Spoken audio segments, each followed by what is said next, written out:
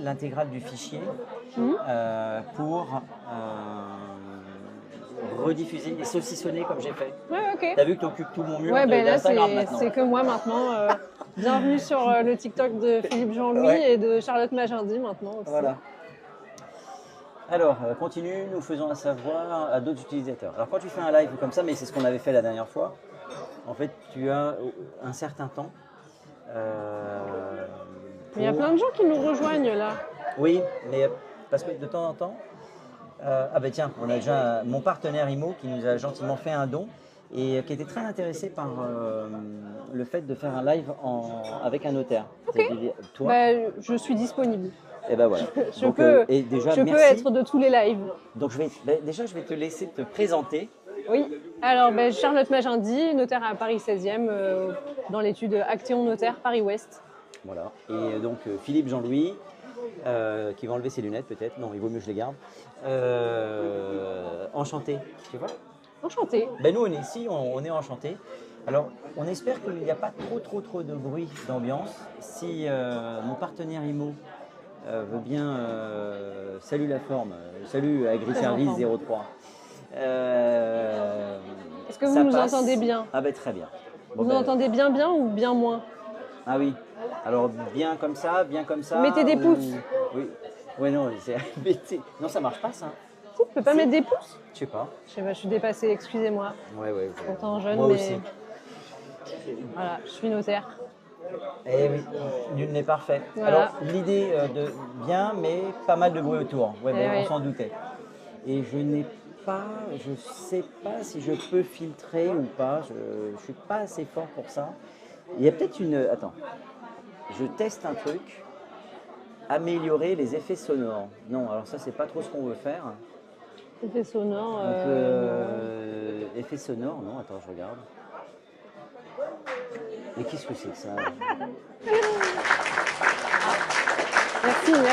Voilà. Merci. Je viens de découvrir une connerie, ça ne sert strictement à rien. Non. Bon, écoutez, on va espérer que vous vous contentiez de la qualité sonore d'ici. On va parler fort. On s'est planqué dans le coin d'une brasserie qui s'appelle Le Passy, qui est aux 2 rue de Passy, et que je remercie puisqu'il nous accueille régulièrement pour les vidéos. Et d'ailleurs, la dernière live. C'est là qu'on a fait notre dernier live, ici. Exactement. Donc le concept, c'est vous posez vos questions d'ordre immobilier, évidemment. Je me méfie toujours. Mais il n'est pas encore 22h. C'est pour ça qu'on arrêtera à 22h05. Oui, si tu veux bien. Ok.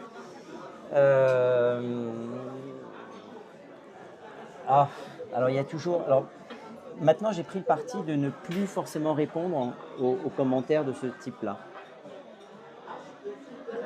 Voilà. Alors vous ne les voyez pas parce que gentiment, TikTok l'a mis en sourdine. Et pour être tranquille, on va faire... Hop. Allez, on va approuver le commentaire parce qu'on aime bien rigoler aussi un petit peu. Et je préfère avoir des gens heureux. Et je pense que c'est du second degré. Sans doute. Voilà, on va lui laisser. Suite à un CBM ouvrant, droit à récupération de TVA sur un bâtiment F d'activité. Oula, alors, mon partenaire IMO, si on peut avoir autre chose que des abréviations, ça nous arrange. Un CBM, c'est quoi un CBM? Je crois qu'il est tombé de sa chaise. Peut-on récupérer la TVA sur l'achat? Alors sur l'achat de quoi?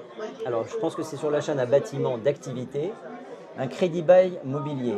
Alors, petite spécificité, mon partenaire IMO, il n'y a pas sur les 3000 personnes qui nous regardent, vous êtes 20, il n'y a pas que des professionnels de l'immobilier. Ah bon, bah d'accord. Non, je rigole. Surtout que le crédit bail immobilier, moi je connais pas. Le crédit bail immobilier, je connais. Mais le crédit bail immobilier, je n'en ai jamais fait si ça existe. Je fais un rescrit. Oui. C'est bien de faire un rescrit, effectivement. On fait des rescrits fiscaux quand on ne sait pas comment interpréter le droit fiscal. Donc un rescrit, c'est quand on demande à l'administration fiscale de nous faire un petit papier nous disant comment est-ce qu'elle interpréterait le droit. Donc c'est une manière de se garantir l'interprétation d'un droit. En général, à part mon partenaire IMO, personne ne fait des rescrits fiscaux dans la vie de tous les jours. sauf les gens qui font de l'immobilier de très haut vol. Voilà. Comme mon partenaire IMO finalement. Oui, voilà, c'est ton partenaire IMO. Je vais être gentil, pas de problème. Bon, alors, tu sais, moi je suis assez taquin, donc je suis aussi capable d'étaler le peu de culture que j'ai. C'est comme la confiture. Hein. Moins on en a, plus il faut l'étaler. Mais donc j'ai appris un rescrit. Je ne connaissais pas l'expression. Donc je suis taquin aussi. Ben, on va bien s'entendre. Salut Fred007. Alors c'est amusant parce que tu verras qu'avec le temps, puisque c'est le premier d'une longue série, on a des personnes ben voilà, qui nous suivent. Eh bien, je te présente Charlotte, notaire, qui est déjà en activité évidemment et qui va s'installer dans le 16e arrondissement. Le mois prochain. Ça y est? Ouais, je pense, ouais. Ah, bravo! Un truc que je connais ou... Un truc que tu connais, ouais. Ah, félicitations! Oui, il y a Fred. En plus, il y a des couples qui se forment. Mon partenaire IMO est amoureux de Fred007. Ah, mais c'est super. Nous, on adore les romances. Oui, nous, dans le notariat, on aime beaucoup les gens qui s'aiment parce que comme ça, ensuite, on leur fait conclure des contrats de mariage et on les accompagne sur tout le volet patrimonial et on est très heureux quand ils sont heureux. Alors, si vous avez des biens marchands, on peut en avoir parfois, mais... Des biens marchands ou des marchands de biens? Alors, des biens qui s'adressent à des marchands de biens. Des BMB finalement. Oui, ou des ZQ7. Moi, je fais de l'UNI. Qu'est-ce que tu penses du UNI Velin supérieur 80 grammes alors, non, des biens marchands, pour l'instant, non, parce qu'on crée une clientèle ici à Paris 16e. Donc, on souhaite se rapprocher d'un notariat familial et pour l'instant, on n'a pas encore beaucoup de clientèle en droit de la famille. À l'avenir, peut-être, mais aujourd'hui, ce n'est pas le cas. Mais en bon marchand de biens, je pense qu'il doit acheter partout, lui. Voilà. Bon, alors, le droit de la famille, le plus rentable, c'est le plus rentable?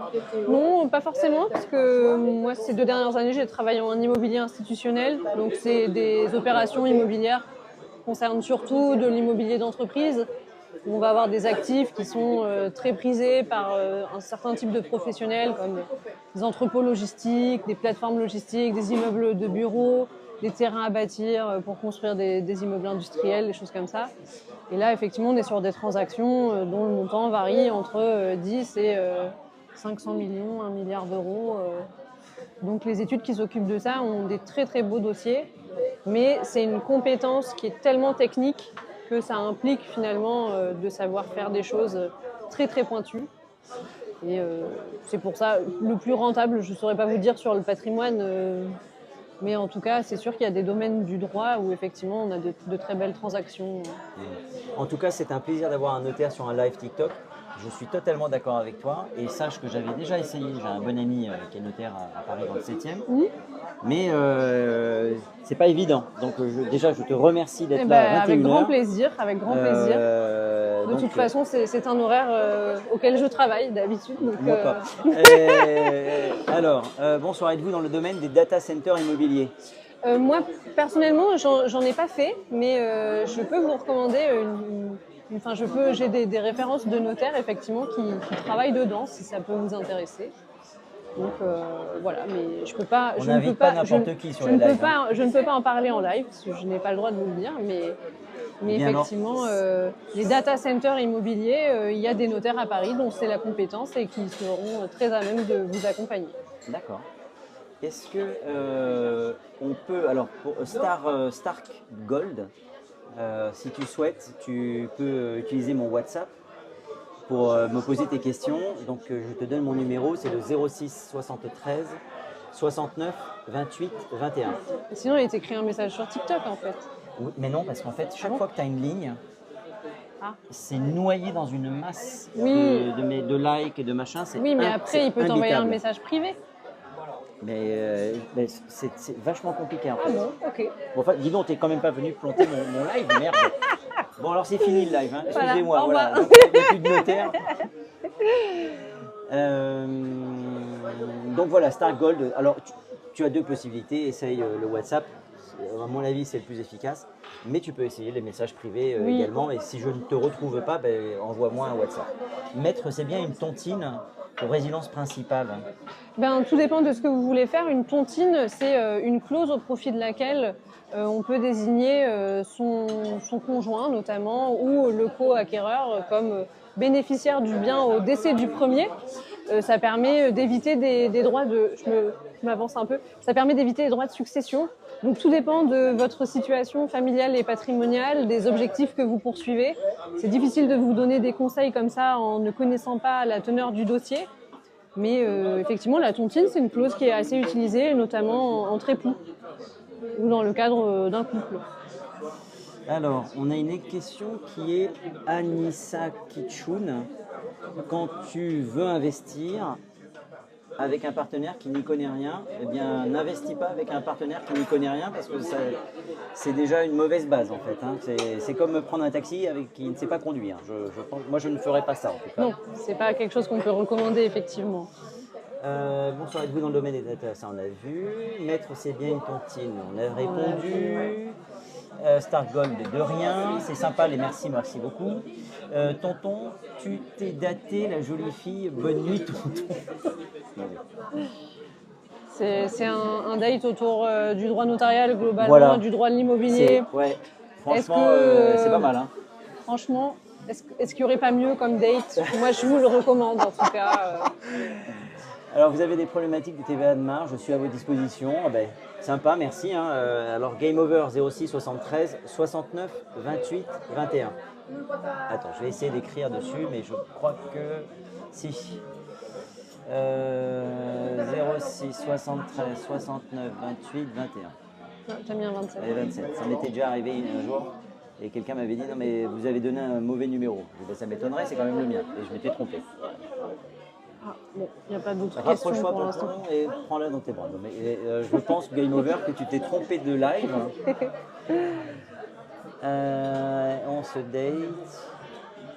Mieux, mais je suis J'ai un vieux et laid. terrain à vendre détenu par un confrère agent immobilier belge. Est-ce valable en... Et là, c'est tout le suspense. Oui.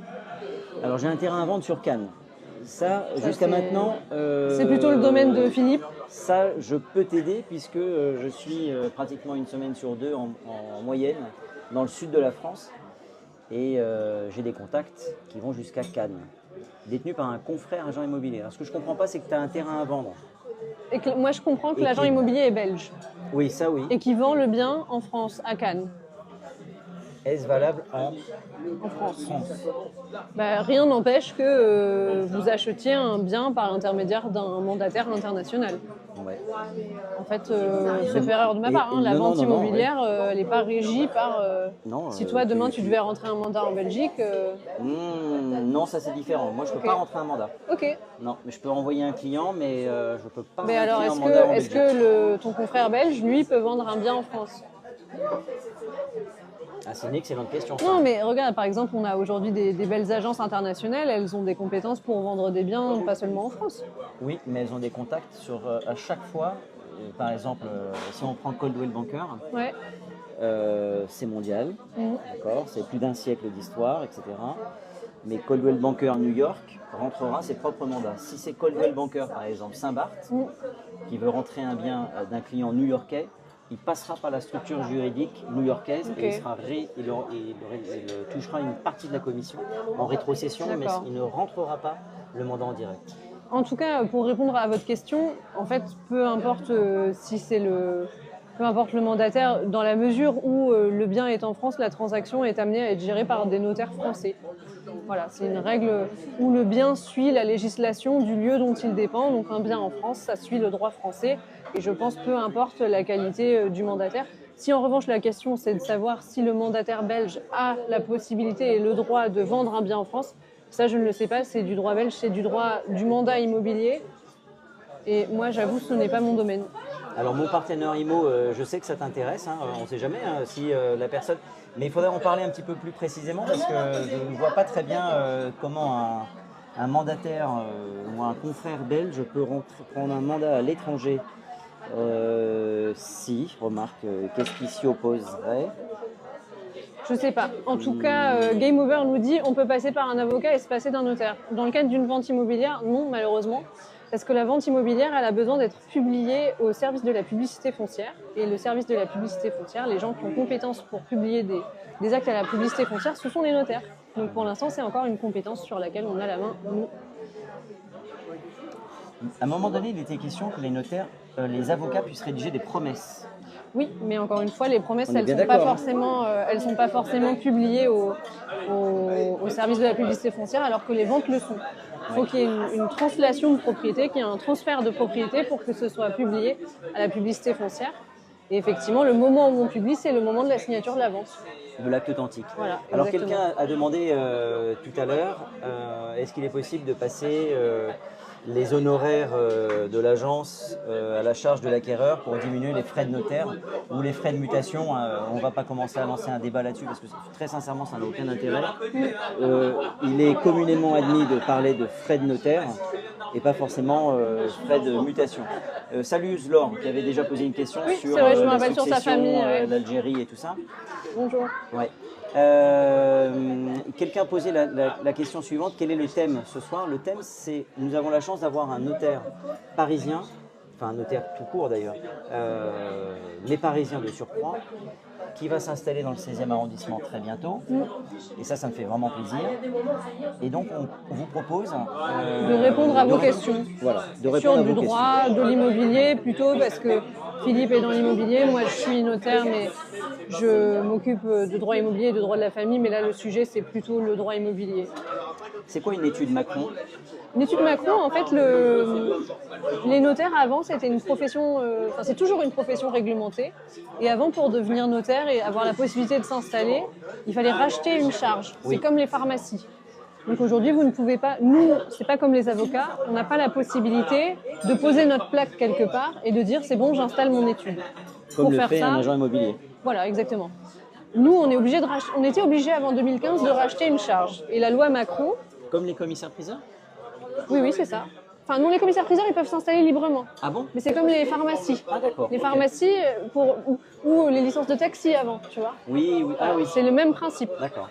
Et en fait, en 2015, Emmanuel Macron, qui était alors ministre de l'économie, a fait paraître une loi qui permettait aux notaires, par l'intermédiaire d'un tirage au sort, de candidater à partir du moment où on était diplômé notaire. Donc on pouvait déjà être notaire installé, on pouvait être diplômé notaire, on pouvait être notaire salarié. On avait la possibilité de candidater à un tirage au sort dans plusieurs villes de France, plusieurs régions de France. Et les notaires qui ont été tirés au sort ont eu la possibilité de poser leur plaque où ils voulaient dans la région dans laquelle ils avaient candidaté. D'accord. Donc ça a conduit à la création de nouvelles études qu'on appelle plus vulgairement des études Macron. Okay. Et effectivement, ça a considérablement augmenté le nombre d'études et ça a apporté un peu de renouveau dans cette profession où il y avait assez peu de circulation, dans la mesure où il fallait toujours racheter une charge. Et tout le monde n'avait pas la possibilité de le faire, d'une part pour des raisons financières, d'autre part pour des raisons d'opportunité. Et là, c'est vrai que désormais, on a des tirages au sort assez régulièrement qui sont régulés par l'autorité de la concurrence. Donc jusqu'à présent, depuis 2015, on a dû avoir 2 ou 3 vagues de tirage au sort. Ah déjà? Voilà. Et là, normalement, à la fin de l'année et sur l'année 2025, la 4e vague de notaires Macron est en train de s'installer. D'accord. Ok. Alors, malheureusement, avec la conjoncture, il y a des notaires en redressement judiciaire. Exactement. Oui, bien sûr. Ouais. Maître, signature électronique, où est la confidentialité des actes? Alors, on passe par des logiciels qui sont extrêmement confidentiels, dans la mesure où cryptés, tous les logiciels qu'on utilise pour procéder à la signature électronique des actes authentiques, ils sont validés par nos instances et nos autorités internes au notariat.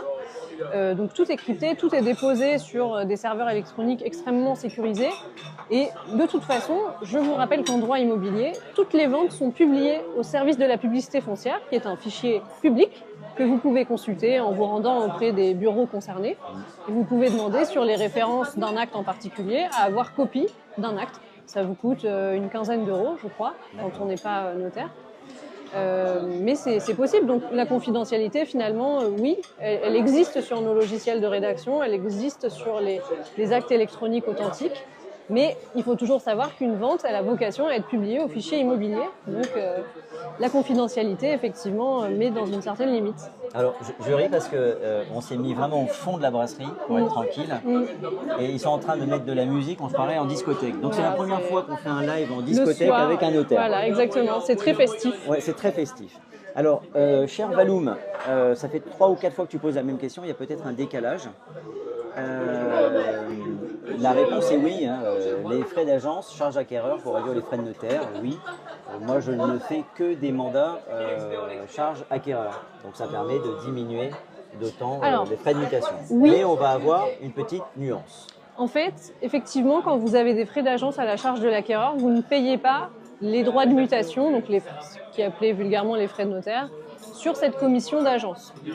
En revanche, lorsque vous avez une charge vendeur, la commission d'agence est comprise dans le prix de vente, et là, à ce moment-là, vous pouvez la faire financer par la banque, puisque la banque, elle finance souvent avec les prêts le montant du bien immobilier, donc le prix de la vente. Oui. Et dans la mesure où la commission d'agence est comprise dans le prix de la vente, ben ça vous permet facilement de financer la commission d'agence par l'intermédiaire d'un prêt immobilier. Alors que lorsque les frais d'agence sont à la charge de l'acquéreur, et ben là, la banque, elle ne peut accepter de vous donner un prêt, peut-être, que sur le montant du bien immobilier. Et donc, c'est-à-dire que la banque, elle vous fait un prêt à 100%, peut-être de la valeur du prix de vente, mais pas un prêt à 110% qui comprendrait et les frais d'agence charge acquéreur et les frais de notaire. Voilà, c'est la seule nuance. Bonjour Léna. Alors Léna, elle va devenir notaire. D'accord. Ou elle est devenue notaire. Et si je dis pas de bêtises, à Lyon. Et c'est amusant parce que tu vois, il y a des noms comme ça. Mais à la revente, on a un prix d'achat, des grevés, des frais d'agence. Valoum, de rien. Alors Game Over, je ne sais pas de quoi on parle. Peut-être qu'il parle dans le cadre des plus-values. Effectivement. Peut-être. Bon. Nice Glasses, merci. Que pensez-vous des notaires sur Internet qui font des prêts? Ah, attends. Alors je sais pas pourquoi on a ça, je suis obligé de valider ce commentaire.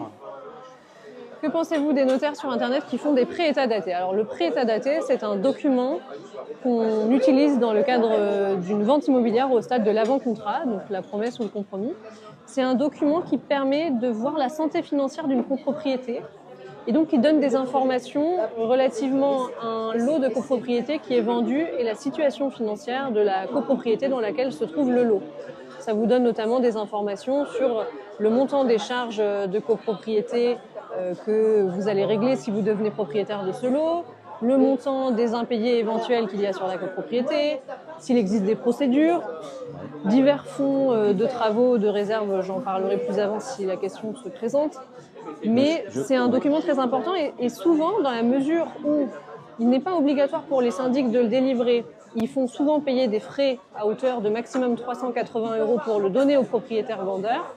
Il y a aujourd'hui des alternatives, comme des sites qui s'appellent Paperasse, qui permettent d'éditer, sous la responsabilité de l'éditeur, les informations financières qu'on retrouve dans le prêt état daté. Et en fait, la nuance là à préciser, c'est que si vous passez par un organisme comme Paperasse et que vous procédez au remplissage vous-même de ces informations, c'est vous qui devenez responsable du contenu de ce document. Donc ça peut être très embêtant si vous êtes un particulier, parce que ce n'est pas votre mission finalement de remplir ce document-là. Et c'est un document qui est extrêmement important, parce que c'est un document qui doit figurer parmi les pièces qu'on envoie à l'acquéreur quand on purge le délai de rétractation loi Allure SRU. Et s'il y a des erreurs? Et s'il y a des erreurs, en fait, ça réouvre le droit de rétractation de votre acquéreur. Si le délai de rétractation est mal purgé dès le début, parce qu'on a parmi les documents qui sont purgés avec des éléments qui sont faux ou incorrects, à ce moment-là, on rouvrira un délai de rétractation parce que le premier n'aura pas été correctement purgé. Sans omettre qu'on peut tomber sur un propriétaire roublard et qui va mentir sur le prêt état daté. S'il le fait lui-même, s'il remplit lui-même. Oui, après, encore une fois, il n'a aucun intérêt à faire ça. Hein. Il faut renseigner les informations les plus justes possibles. Je me mets à la place d'un notaire, je ne vois pas pourquoi je prendrais la responsabilité d'avaliser un document qui a été émis pas un particulier Ah oui, et non pas non, un syndic. voilà, moi je pense qu'il faut que chacun respecte sa responsabilité professionnelle et que aujourd'hui, effectivement, ces informations, c'est le syndic qui les connaît le mieux dans la mesure où il y a des services comptables au sein des syndics de copropriété et donc c'est le travail de gérer ces informations. Et effectivement, voilà, il faut faire en sorte que les informations soient le plus vraies possible et la meilleure façon de s'en assurer, c'est de faire le pré-état daté par le syndic. Alors, on nous dit que les pré-états datés n'est pas obligatoire dans le cadre d'une vente. Ben, moi, je suis désolé. Alors si, en fait, c'est pas peut-être la forme du document du pré-état daté n'est pas obligatoire, mais les informations contenues, les informations financières contenues dans le pré-état daté le sont. Et ça, c'est effectivement des informations dont on a besoin dans le cadre de la purge du délai de rétractation SRU de 10 jours qui s'adresse aux particuliers dans le cadre d'une vente d'un bien immobilier qui porte sur de l'habitation. Oui. Voilà. L'ENA, tu vois, très dangereux pour la responsabilité, on est bien d'accord. L'état daté seulement est obligatoire. Oui. Oui, pour la vente, ça on en a besoin effectivement, mais au terme de l'avant-contrat, lors de la purge du délai de rétractation, on a besoin de ces informations financières également. Alors, il y avait une autre question. Alors, attends. Question pour mettre à mon niveau, est-ce que je peux procéder à la vente du bien immobilier de Paris? Ben, Zlor, c'est un dossier un peu particulier. Tant que tu n'es pas propriétaire, tant que tu n'es pas titré, tu ne peux rien faire. Donc, mais on ne peut pas vendre le bien d'autrui. Voilà, donc pour le c'est moment, interdit. En tout cas, merci pour cette initiative. Bonne soirée, je vais envoyer un message privé pour Data. Stargold, avec plaisir. Et si jamais ça n'arrive pas, moi je réponds sous 24 heures à tous les messages. Hein. Donc si jamais je ne te répondais pas sous 24 heures, c'est que je t'invite à passer par le WhatsApp. Vous allez travailler avec quel généalogiste? J'ai pas de partenaire de généalogie pour l'instant. Il y a évidemment en France des réseaux de généalogie qui sont très connus, mais j'ai pas de partenaire particulier. Tu rigoles parce qu'ils te demandent comment vendre ton patrimoine. Voilà, ouais. Ce n'est pas possible. Comment procéder? Vous ne pouvez pas vendre le patrimoine de on fera quelqu'un un d'autre. live à 4h du matin, donc je t'invite à te connecter à 4h du matin et on te dira exactement comment faire. Tu risques d'être seul et moi pas là, hein, et nous pas là non plus. Hein. Alors, vous êtes notaire dans quelle ville? À Paris, la capitale de la France. Guénifet et Agde. Alors, mon partenaire IMO, je crois qu'il aime bien... mon partenaire IMO, c'est... Guénifet et ADD, c'est des généalogistes, effectivement. C'est des généalogistes assez connus. Moi, encore une fois, je n'ai pas de contact particulier. Je suis ouverte à travailler avec tout le monde. Oui, à partir du moment... le team couteau. Ah oui, aussi, d'accord. Peut-on faire une licitation pour vendre un bien? Oui, on peut toujours, effectivement, dans le cadre d'une indivision, procéder effectivement à la fin de l'indivision et racheter les parts d'un autre copropriétaire sur un même bien. Effectivement, tu peux nous expliquer vulgairement parlant ce que c'est que la licitation? C'est quand on met fin, c'est quand on procède au rachat de la part d'autres personnes qui sont propriétaires avec nous. Voilà, tout simplement. Je veux bien votre contact, si possible. Je suis sur Paris. Alors ça, tu me le demandes, Yacine, et je transmettrai tes coordonnées. Voilà, on est surtout là pour répondre à vos questions. Voilà, et l'idée, c'est de répondre aux questions là pour le moment. Ouais.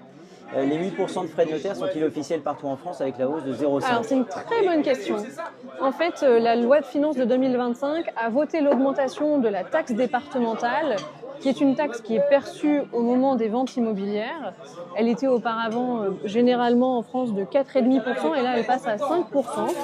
Mais si vous voulez, ça va nécessiter une décision de chaque commune ou de chaque département, je ne sais plus. Mais tant que la commune de là où se situe le bien que vous vendez n'a pas acté en ce sens, effectivement ça reste encore à 4,5%. Par exemple à Paris, on est déjà passé sur 5%. Et il faut savoir que, je crois aussi sur décision de ces mêmes entités, il sera possible pour les primo-accédants d'offrir cette taxe départementale. Voilà. Donc il serait... ne serait pas obligé de payer ces 0,5%. Voilà, c'est ça. D'accord, non, parce que je pensais qu'on avait encore un truc où ils pouvaient Non, de non, même non. Là, offrir l'idée, non. les 0,5 Non. à une activité Non, non, à non. la mairie de Paris, Non, par non, exemple. non, bien sûr, non, non. L'idée, là, effectivement, c'est de faire en sorte que les primo-accédants ne subissent pas cette hausse. Alors, les frais de notaire, c'est plus intéressant en licitation que dans une vente. Oui, pourquoi? Parce qu'en fait, en licitation, vous êtes déjà propriétaire, vous, d'une partie du bien. Donc effectivement, on ne vous refait pas payer des frais comme si vous n'étiez pas du tout propriétaire du bien. Donc les droits de mutation sont allégés. Alors, une question de Léna. Quel est ton parcours jusqu'à notaire associé dans Paris? Alors moi, j'ai un parcours qui est... Attention, vous avez la nuit, c'est parti. On fera une petite parenthèse. Je ne viens pas du notariat à la toute base, puisque moi, j'ai commencé mes études en 2013 à Sciences Po Paris. J'ai aussi un master d'économie de Sciences Po, et sur la fin de mes études, à l'occasion d'une opportunité entrepreneuriale avec un ami, on avait voulu créer une plateforme qui mettrait à disposition du grand public sur Internet les emplois du temps des notaires pour que les gens puissent prendre des rendez-vous, un peu comme Doctolib finalement. Et on était sur ce projet un peu avant 2015, donc avant la loi Macron qui permettait librement de s'installer. Et aujourd'hui, cette solution existe puisqu'elle s'appelle Néo-Notario, et ça permet à tout un chacun de prendre rendez-vous. Non, non, pas du tout. Ça permet de prendre rendez-vous avec des notaires, notamment des notaires créateurs qui ont besoin de référencement et de se faire connaître d'une clientèle peut-être plus que des notaires déjà installés parfois depuis des décennies. Et donc, on n'avait pas réussi à mettre en place cette solution, et malgré tout, moi j'avais commencé à m'intéresser au notariat, et donc c'est comme ça que j'ai commencé à faire des études de notaire en master. Et j'ai obtenu mon master 1, master 2 en droit notarial à Paris. On a une photo d'ailleurs. Ah non, ça c'était ma prestation de serment. Et donc ensuite j'ai fait ce qu'on appelle le diplôme supérieur de notaire, qui est une formation en 2 ans qui se fait en alternance, et au terme de laquelle vous soutenez un mémoire, un rapport de stage de fin d'études. Si vous l'obtenez, vous obtenez votre diplôme de notaire. Et suite à ça, moi, j'ai travaillé 2 ans dans des études plutôt en immobilier institutionnel.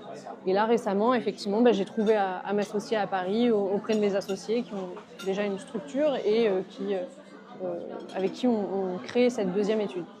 D'accord. Bon, Léna, j'espère que la réponse te convient. Un particulier peut-il acheter plusieurs biens en nom propre? Bien sûr. Bah oui. Il n'y a aucun problème avec ça. Il n'y a pas de problématique. Il y a d'ailleurs des gens dont c'est la profession d'acheter plusieurs biens en nom propre ou à travers des sociétés. Mais c'est tout à fait possible. Est-il vrai qu'un cas d'échange de biens immobiliers, les frais de notaire sont payés qu'une fois?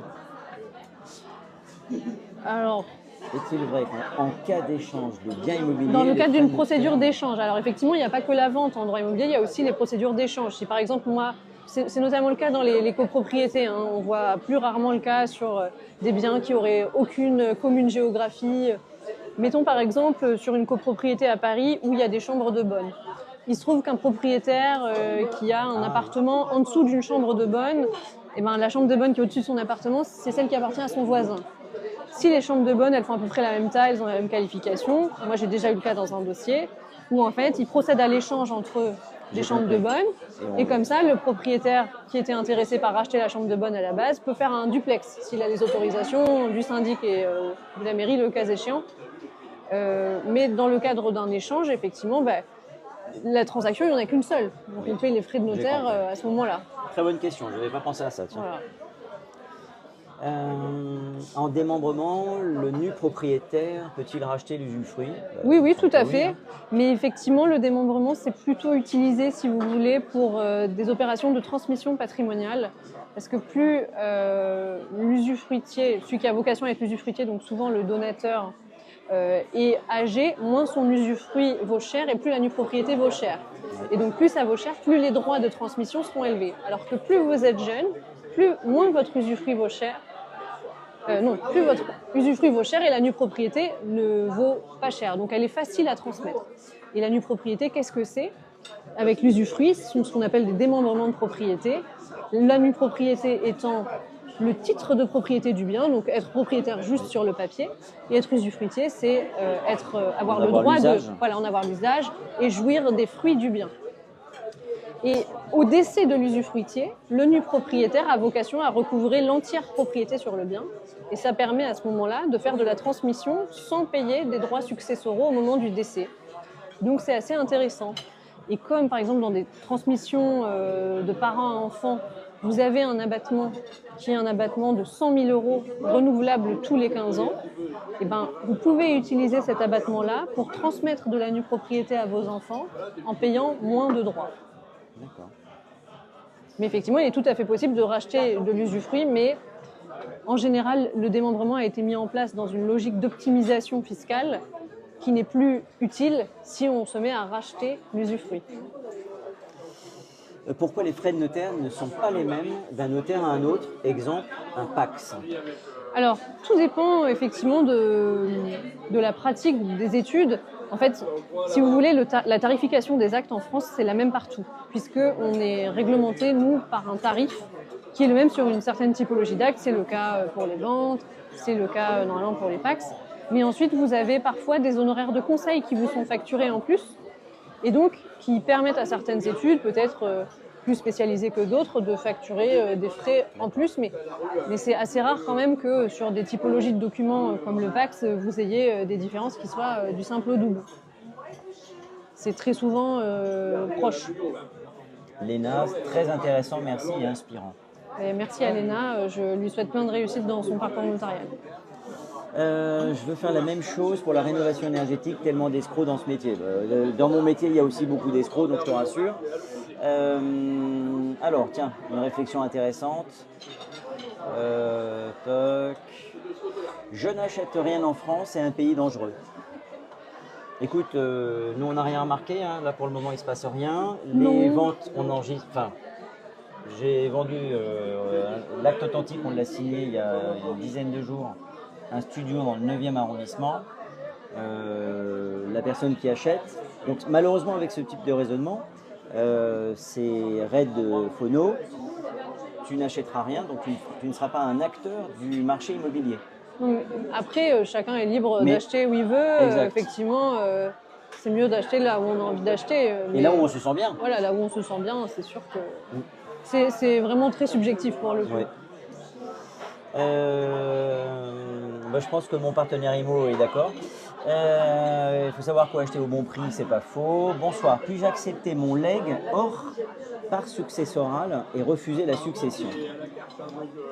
Alors, il faut distinguer Je vous laisse avec la spécialiste. Hein. Il faut distinguer effectivement la qualité de légataire et la qualité d'héritier. Qu'est-ce qu'un héritier? Un héritier, c'est quelqu'un qui est désigné par le droit comme venant en rang utile dans la succession d'une personne. Donc c'est quelqu'un, par exemple, comme les enfants. Les enfants, quand il y a présence d'enfants, les enfants sont des héritiers. Le conjoint, notamment le conjoint marié, c'est aussi un héritier dans certains cas. Quand il n'y a pas d'enfants, ça peut être les parents, les frères et sœurs. Ça, c'est des héritiers. Les légataires, c'est des gens qui sont désignés par testament comme ayant vocation à recevoir la succession, mais on peut combiner la qualité d'héritier et de légataire. D'accord. Donc effectivement, si vous êtes héritier d'une personne et que vous avez obtenu un legs de la part d'un parent, notamment par exemple dans une succession où il y a plusieurs biens immobiliers dont une maison, et que dans son testament, votre parent dit je lègue ma maison à ma fille Amandine. Eh bien, Amandine, elle peut effectivement recueillir cette qualité de légataire, mais au-delà de ça, renoncer à sa succession sur sa portion héréditaire, sur la portion qui lui était dévolue en sa qualité d'héritière. Donc effectivement, c'est possible. Je n'ai rien à rajouter. C'est pas mon domaine. J'ai effectué un échange avec une commune sans soult. J'ai bénéficié du taux à 0,75 de l'État. Voilà, effectivement, dans les transactions avec les personnes publiques, vous avez des taux qui sont plus intéressants que pour le commun des mortels. L'administration faisant elle-même les règles, c'est normal qu'elle puisse s'avantager. Un partenariat avec une personne comme vous pour proposer la rénovation énergétique est possible. Comme moi? Moi, non. Hein. Je pense qu'il s'adresse à l'agent immobilier. Ah. Oui, je ne suis pas très partenariat parce que ça me permet d'être totalement libre de mes décisions, mais on peut discuter de tout et j'ai pas de mal à conseiller des gens s'ils me semblent sérieux, sans demander rien en retour. Comme ça, c'est le prix de ma liberté en fait. J'ai fait un démembrement sur un terrain, donation de la nue propriété, et j'ai construit dessus. Bah oui, c'est un bon possible. plan de transmission. Oui, effectivement, parce que quand vous transmettez, quand vous faites du démembrement de propriété sur des terrains, c'est moins cher que quand vous faites sur des immeubles bâtis, par essence. Donc effectivement, ça peut être intéressant. Tonton, il se fait tard. Alors, moi, ce qui m'amuse, je suis d'origine antillaise. Et donc, ce monsieur-là, il doit être guadeloupéen ou des îles. Parce que pour m'appeler tonton, c'est nous-mêmes, game over. Hein. Bonne nuit, en tout cas. Hein. Et vas-y, et pas molly. Hein. C'est quoi une convention d'honoraires? Convention d'honoraires, c'est une convention que nous, notaires, on fait signer justement sur la facturation d'honoraires, alors sur du conseil très spécialisé ou une typologie d'actes très particulière dont le prix n'est pas réglementé par la loi. C'est comme une, alors je dirais pas une facture, mais c'est des honoraires qu'on va facturer aux clients et on a besoin effectivement pour pouvoir en justifier dans notre dossier de l'accord qu'il y a eu et de la présentation, de la tarification de cet acte par exemple. Il faut pouvoir montrer au dossier qu'on a bien eu l'accord du client et donc on fait signer des conventions d'honoraires.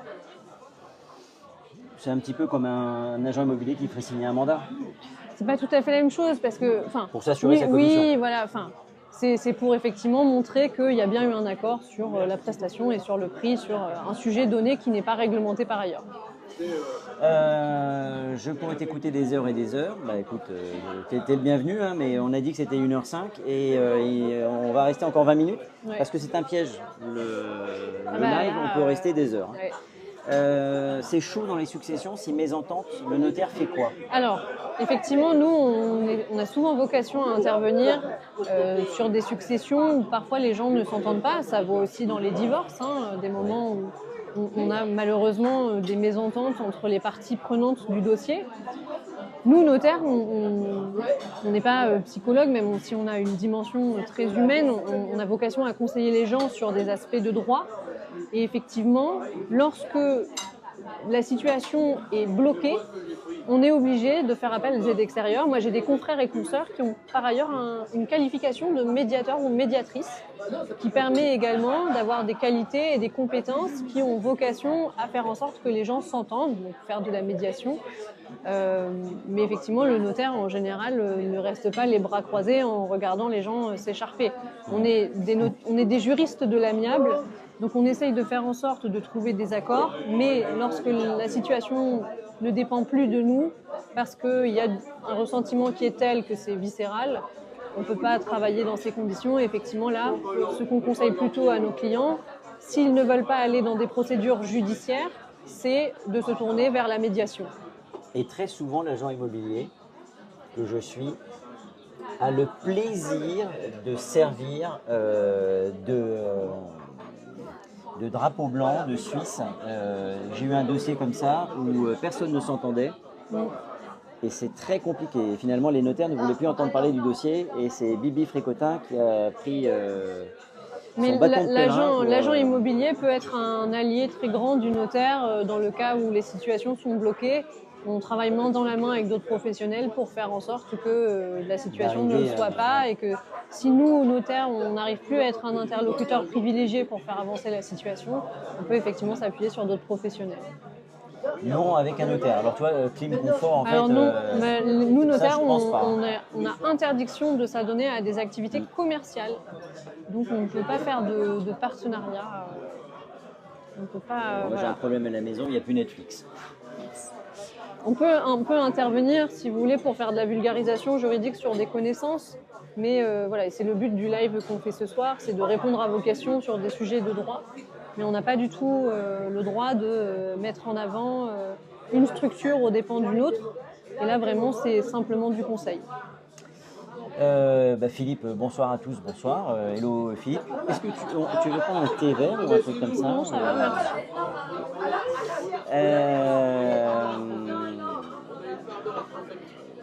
Alors, qu'est-ce qu'il me dit?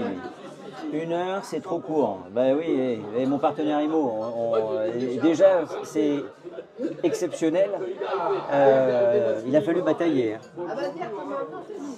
Sympa ce live, c'est sympa, merci. Il faut trancher, oui. 1 heure, c'est trop court. Le notaire peut pas faire un échange de contact avec un pro comme toi. Mon partenaire et moi, je voudrais être notaire. J'ai une question, j'ai une maison à moitié démolie sur un terrain. Peut-il être vendu comme terrain? Alors oui, moi j'y vois pas.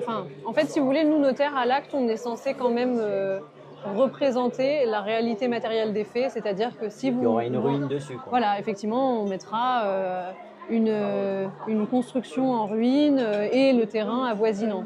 Là où c'est problématique, c'est quand on a avec nous, enfin en face de nous, des marchands de biens qui interagissent avec la TVA immobilière. Et il y a notamment des moments avec des engagements, soit de revendre, soit de construire, où il est important de faire en sorte. Thé vert. Thé vert. Où il est important de faire en sorte qu'il y ait une identité entre le bien acquis et le bien vendu. Par exemple, là, votre marchand de biens, s'il achète votre bien, il vous demandera sans doute de procéder à la démolition totale de la maison avant d'acheter le bien. Voilà. Mais autrement, sur de l'acquisition par des particuliers, vous pouvez tout à fait vendre une maison en ruine ou en très mauvais état et dire que c'est une maison en très mauvais état dans l'acte de vente pour échapper sans doute aux réglementations qui s'appliquent sur les biens d'habitation. Alors, il y a quelqu'un qui marque que certains notaires n'arrivent pas à se payer. Il ne faut pas oublier qu'une étude notariale, ce n'est jamais rien et ce n'est pas du tout péjoratif. C'est une société. C'est une entreprise. C'est pas parce que tu es notaire que tu es payé par l'État. Non, c'est pas un agent de l'État. On est officier public ministériel. Voilà, c'est pas pareil. Mais et on se rémunère sur la tarification que garantit l'État sur certaines typologies d'actes. Mais en revanche, on n'est pas salarié de l'État. L'État ne nous assure pas une rente sous prétexte que nous sommes officiers publics ministériels. Donc là, avec la crise de l'immobilier, malheureusement, on a quelques confrères, consoeurs qui ont été en grande difficulté, qui n'arrivaient plus à se payer, qui ont dû procéder à des licenciements. Donc effectivement, on a été impacté comme beaucoup d'autres secteurs, comme beaucoup d'autres acteurs de l'immobilier. Tous les acteurs de l'immobilier sont impactés de façon directe ou indirecte. Et quand l'immobilier va, tout va en général. Parce que ça englobe énormément de professions. Alors, bonsoir Philippe, je jette une boîte à la mer, je cherche un emploi dans l'immobilier. Oui. Alors, c'est une bouteille à la mer en général, mais ça flotte mieux que la boîte. Mais écoute, si tu as quelque chose... Oui, merci beaucoup. Si tu as quelque chose à m'envoyer, tu m'envoies un petit message privé et puis et je te donnerai des conseils. C'est le moins que je puisse faire. Signe les actes seulement bénéf. Bon, je ne sais pas où on est. Alors, oui, je pense voir ce à quoi Anissa fait référence.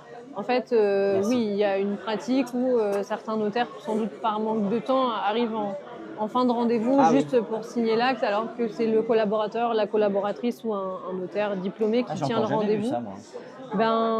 À Paris, c'est des choses qu'on peut voir, mais après, tout dépend de la pratique de chacun. Normalement, c'est des choses que déontologiquement... En Espagne, ça se fait. Alors, en France aussi, moi j'ai déjà vu ça, mais déontologiquement, normalement, on n'a pas le droit en tant que notaire. C'est nous qui sommes censés tenir nos rendez-vous. À bientôt, Léna, et bonne nuit, bonne soirée.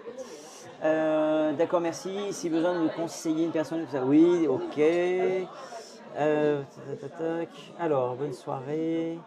Je souhaiterais l'avoir autant que le terrain, les charges. Bon, alors là, je pense que ça, c'est une discussion. Il y a des discussions parfois qui se créent lors du live, ça, c'est marrant. Bravo, attention à la requalification du bien par les conditions suspensives.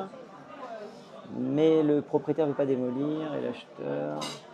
L'acheteur en terrain. Effectivement, là, c'est à vous de faire votre meilleur travail de mandataire immobilier et d'essayer de mettre d'accord les parties. Mais s'il n'y a pas d'accord sur la chose et sur le prix, il n'y a pas vente. Anissa, ça gagne bien un notaire, c'est la même question que est-ce que ça gagne bien un agent immobilier? Si l'agent immobilier ne travaille pas, entre guillemets, n'encaisse pas d'honoraires, ne fait pas de vente, il gagnera zéro. Voilà. Pour le notaire, c'est à peu près pareil. Il y a quand même des successions, il y a peut-être des choses annexes. Oui, mais en fait, tout dépend encore une fois de la capacité de chaque notaire à avoir une clientèle, à conseiller et faire en sorte que son étude puisse tourner. Mais effectivement, comme disait Philippe, si vous ne travaillez pas, vous ne serez pas payé. C'est le propre d'un professionnel libéral. Voilà. C'est de l'entrepreneuriat. Voilà. Le fait d'accepter une condition suspensive peut requalifier le bien, TVA sur marge, contrôle fiscal. Alors là, je vois pas de quoi on parle. De 2021, un clair. Bon, alors là, on est parti. C'est très compliqué, les amis, parce que Là, on a une question intéressante. Bonjour. J'ai une question. Quel est l'avantage d'acheter en démembrement? Eh ben, quand vous achetez en démembrement, c'est ce dont je parlais tout à l'heure. Potentiellement, et le plus probablement, ce que vous achetez, c'est la nue propriété d'un bien. Alors, ça veut dire que vous n'aurez souvent pas la jouissance du bien, puisque le vendeur se réserve l'usufruit du bien, donc le fait de l'habiter, de pouvoir le mettre en location et d'en percevoir les loyers. Et cet usufruit s'éteint au décès du vendeur. Donc, si vous voulez, la possibilité d'acheter en démembrement, c'est moins cher, parce que vous n'achetez que le titre de la propriété, vous n'achetez pas le droit d'y habiter pour le moment. Et en fait, au moment, donc vous payez moins cher votre bien, mais la contrepartie, c'est que vous ne pouvez pas habiter dedans. Et l'intérêt, effectivement, là, l'acquisition en démembrement, c'est de payer moins cher un bien et de faire une capitalisation sur le futur, dans la mesure où vous savez qu'à un moment, l'usufruitier va décéder et que vous recouvrerez la pleine propriété. Alors, c'est pas forcément un viager, mais... non, c'est pas la même chose. On fera, si tu veux bien, oui. On fera un live uniquement sur le viager. Oui, ok. Voilà, ou une vidéo d'ailleurs. Oui, on fera une vidéo. Ouais, une vidéo, c'est plus simple. Je m'explique, j'ai vendu un bâti, avec la condition suspensive de démolir et construire mon bien. Là encore, il faut savoir si l'acquisition a été faite en régime marchand de 156 du CGI ou pas. Je m'explique, j'ai vendu un bâti avec la condition suspensive de démolir et construire mon bien. Et oui, effectivement, en fait, là, je vois de ce de quoi veut parler mon patrimoine IMO. Effectivement, quand vous achetez par exemple un immeuble qui est sous arrêté de péril ou un immeuble qui est en ruine, aux yeux du fisc, c'est un terrain à bâtir. Donc si vous avez acheté en régime marchand et que vous pensiez acheter un immeuble et qu'en fait vous vous rendez compte que pour le fisc c'était un terrain à bâtir, mais il n'y a pas d'identité entre ce que vous avez acheté et ce que vous revendez. Donc vous vous retrouvez dans des dispositions fiscales qui sont plus du tout aussi avantageuses que celles auxquelles vous pensiez souscrire. Voilà. Je ne vous ai pas menti, hein. J'avais dit qu'il y aurait une vraie professionnelle. Donc effectivement, vous avez été requalifié par le fisc, mon partenaire IMO, mais là malheureusement la jurisprudence elle est assez constante en la matière. Un bien qui est en ruine ou un immeuble qui est sous arrêté de péril est considéré par l'administration fiscale comme un terrain à bâtir. Ah ok, je savais pas. Ouais. Et imaginons que l'arrêté de péril ait été abusif. C'est assez rare qu'il y ait des arrêtés de péril abusifs parce que bien souvent les arrêtés de péril n'arrivent pas du jour au lendemain. Oui. Il y a des passages de l'administration pour indiquer... Je n'ai pas le droit de dire des bêtises. Je suis un peu là pour ça. Voilà, tu prêches le faux pour avoir le vrai. Oui. Mais effectivement, les arrêtés de péril n'éclosent pas sur les façades des immeubles. C'est des procédures qui sont longues, même auprès des mairies. Et souvent, c'est des mesures d'urgence parce que des travaux d'entretien n'ont pas été faits. Mon partenaire IMO, on n'est pas là pour faire un examen. Fais gaffe, parce que moi je sais où tu habites. Au décès, quels sont environ les frais pour prendre l'acquisition totale du bien? Alors là, c'est une vaste question. Tout dépend de la valeur du bien. Il y a un petit peu trop de paramètres, je pense. Ah oui, là, c'est beaucoup trop flou pour pouvoir vous répondre.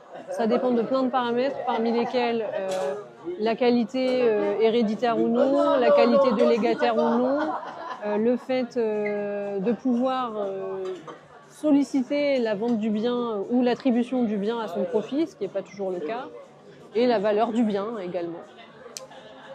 Mais on sait bien que tu es passionné, mon partenaire IMO. C'est pas pour autant que je ne sais pas où tu habites. J'ai une autre question. Une personne veut acheter les parts de ses frères, mais une personne ne veut pas vendre. Oui, voilà. Alors, en indivision, c'est un régime spécifique juridique qui vous dit que dans le Code civil, nul n'est censé y demeurer. Donc, c'est un régime juridique assez précaire. Donc là, j'imagine que les trois frères, dans ma tête, il y a trois frères, mais peut-être qu'il n'y a pas trois frères. C'est pas un film, ça? Voilà, si. Le million. Mais effectivement, nul n'est censé demeurer dans l'indivision. Donc, s'il y a un indivisaire qui veut vendre, il le peut. mais ces co-indivisaires ont un droit de préférence sur l'acquisition des parts que veut vendre l'indivisaire en question. Et puis s'ils ne veulent pas acheter, et ben à ce moment-là, au bout d'un certain temps, l'indivisaire qui souhaite en sortir, il peut demander judiciairement la vente du bien. Voilà, donc en indivision, il vaut mieux s'entendre. Donc on peut forcer le dernier à vendre. Voilà, normalement oui. Alors, vu la crise, peut-on négocier les frais de notaire car certains ferment leur étude? Je rigole, c'est pas méchant. En fait, non, on n'est pas des marchands. Donc effectivement, les frais de notaire, c'est des frais qui sont fixés par l'État. Donc on ne peut pas les réduire. Et même nous, notaires, on ne peut pas faire cadeau d'une partie de... alors déjà sur les taxes, on ne peut pas en faire cadeau puisque c'est des taxes d'État. Donc on ne peut pas... Est-ce que tu peux faire juste un rappel pour démystifier un peu ce qui compose sur 100 € de frais de mutation, ouais. Qu'est-ce qui finalement arrive dans la poche du notaire? Parce que je pense que certains imaginent, c'est comme les honoraires d'agents sur 100 immobiliers. €, il y en a 90, entre 90 et 99 qui arrivent à l'État. Voilà. Donc entre 1 et 9% de ce que vous allez régler en frais de mutation vont arriver dans les poches du notaire. Ouais. Et puis après, évidemment, rentre l'URSSAF. Mais en général, c'est 0,68% qu'on perçoit, nous, sur les frais qu'on vous prélève au moment d'une vente. D'accord. Ah, alors, le frère squattait la maison et veut pas vendre. Bah, c'est normal, ils veulent pas vendre puisqu'il va se retrouver dehors. Mais on revient, Yacine, sur ce qui a été déjà répondu.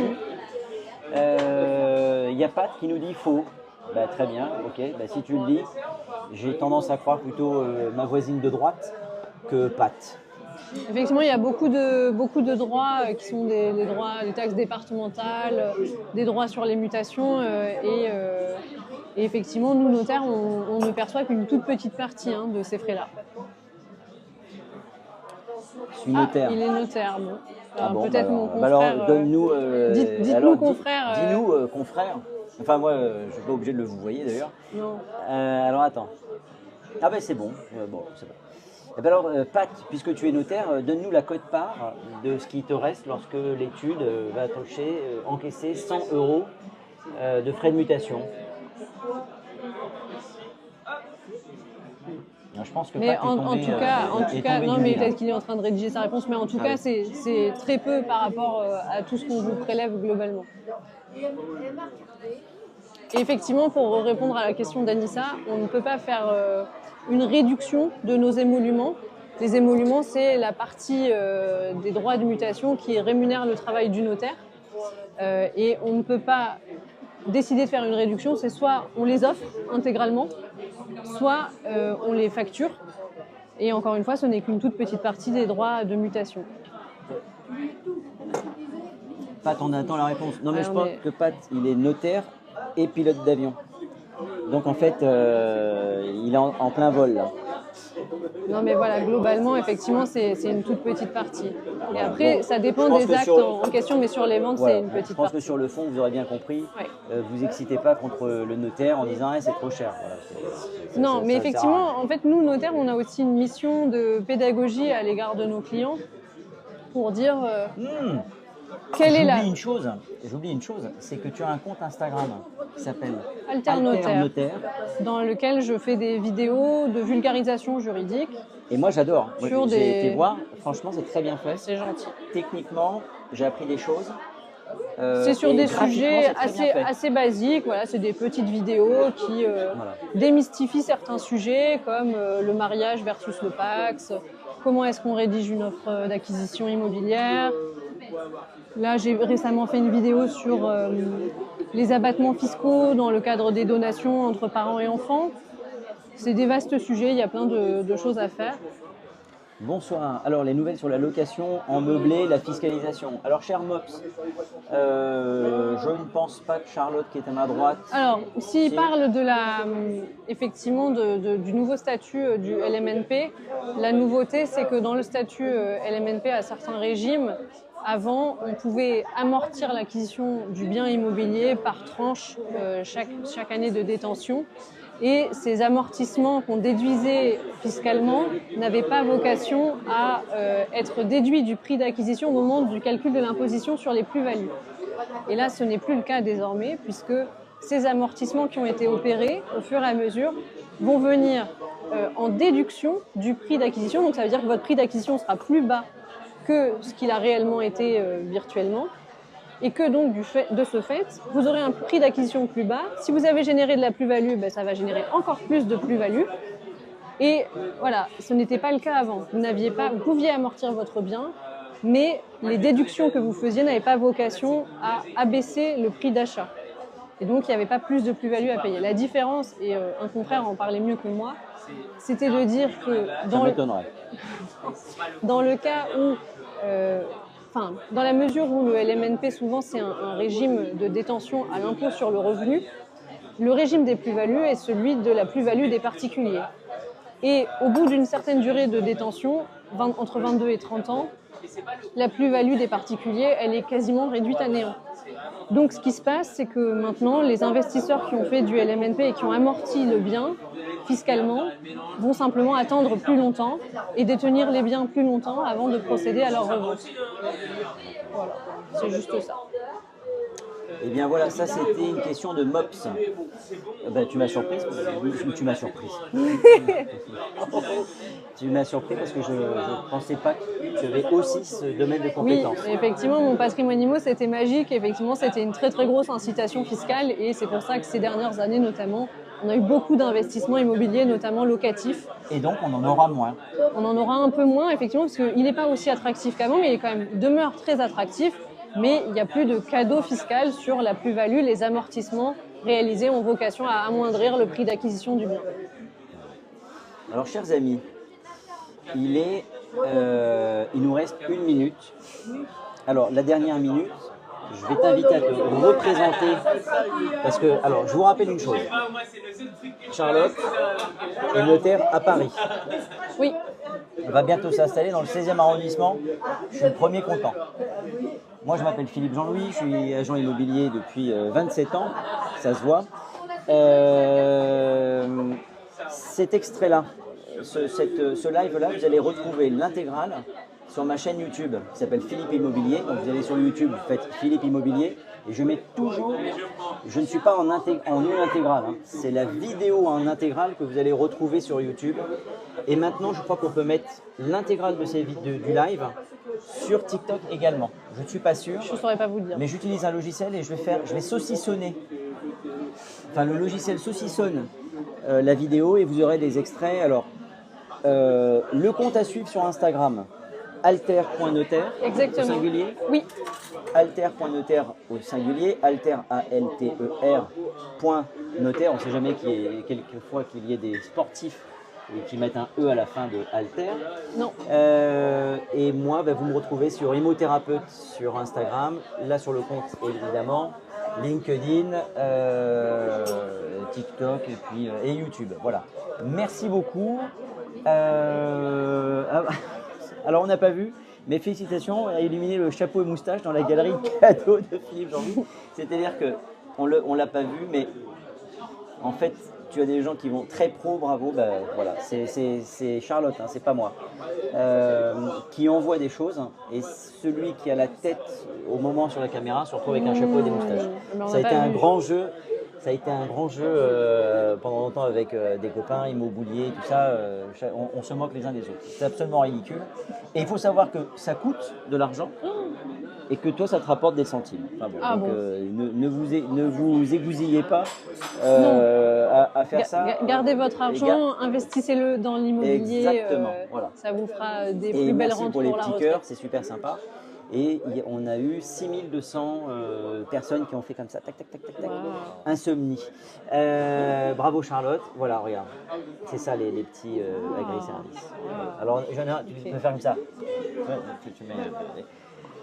Voilà. Merci beaucoup de nous avoir suivis. N'hésitez pas à vous abonner sur alter.notaire. Si vous voulez avoir des contenus de vulgarisation juridique si ça vous intéresse évidemment.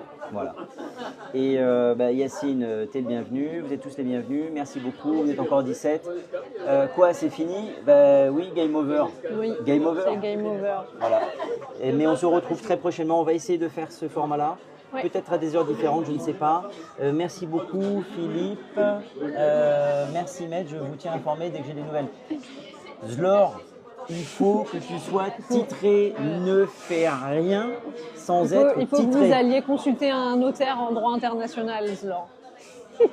C'est la meilleure solution que je peux vous donner. Voilà, ce sera le dernier conseil parce que sinon on pourrait passer les nuits. Voilà. Merci beaucoup. Bonne soirée tout le monde. Je cherche le truc pour couper. J'essaie de ne pas passer devant. Et on vous embrasse. Bonne soirée. C'est pas possible. Ciao, merci.